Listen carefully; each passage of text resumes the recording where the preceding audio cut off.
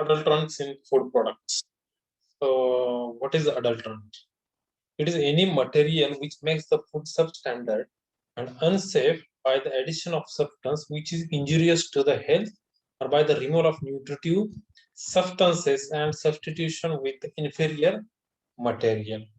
Okay, so adulteration of food is the addition or subtraction of any substance to or from food so that the natural composition and the quality of food product is get. Some of the common adulterant or adulterated food are the milk product, edible oil, cereals, spices, pulses, tea, coffee, honey, etc. Okay, they can be easily adulterated.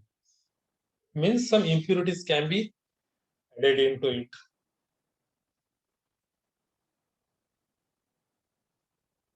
So we'll see now detection of adulterants in the milk. How if the sugar is added in the milk, how it can be detected? Take 5 ml of milk, then add 1 ml of concentrated HCl and 0.1 gram of resorcinol. Heat that on the water bath for 5 minutes. If the red color appears, you can say that there is a sugar. To find out the starch content, take 3 ml of milk, cool, and then add 1 drop of 1% iodine to it. The blue color indicates that there is a presence of starch in the milk. Then to detect hydrogen peroxide, add 1 ml of milk in a test tube. To this, add 1 ml of potassium iodide starch reagent. Mix this well. The blue color indicates the presence of S2O2 in the milk.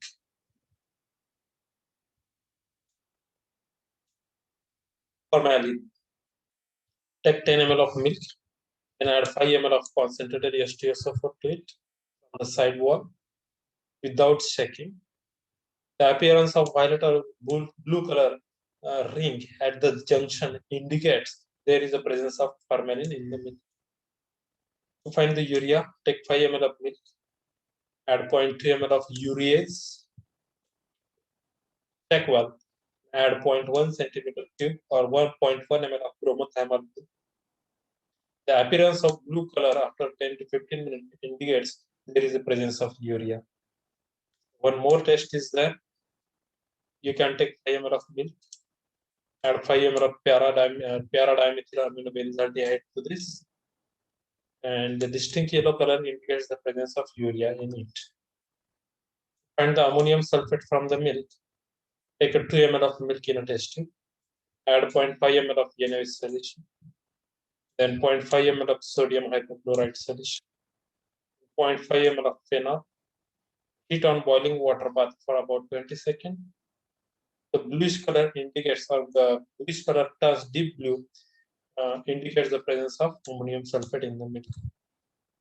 Of the nitrate, take a 10 ml of milk, then add 10 ml of mercury chloride solution to it. Mix this solution well. Filter this through the Wortmann filter number 42. To this, add 1 ml of filtrate. Okay, to take 1 ml of filtrate in a separate test tube. Then add 4 ml of diphenylamine sulfate to this. The blue color indicates the presence of nitrate. Blue color indicates the presence of nitrate. So we can also detect benzoic acid and salicylic acid.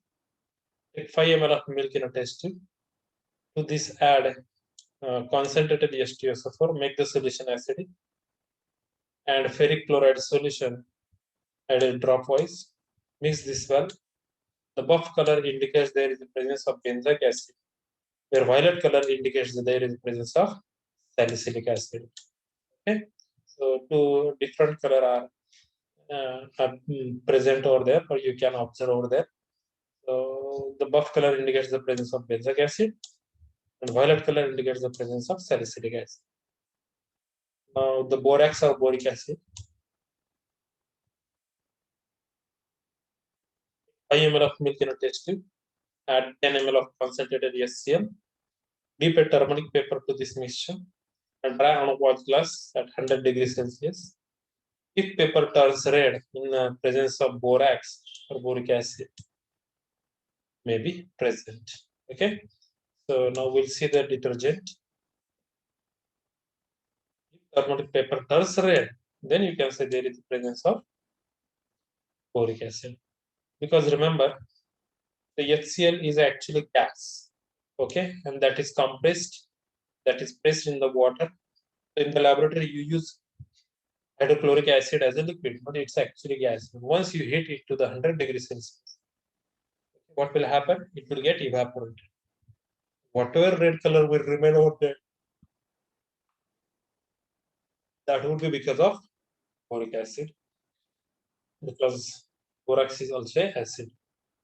Now detergent, take a 5 ml of milk in a test tube, add 0.1 ml of bromocresol purple.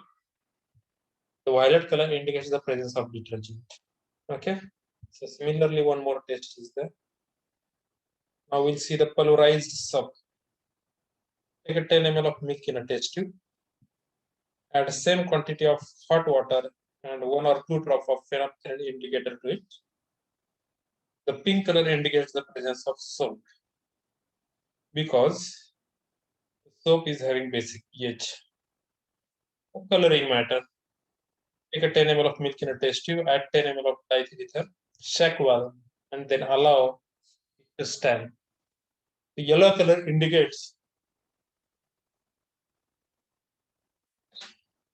presence of coloring matter in it. Okay, so after this lecture, we'll start the honey.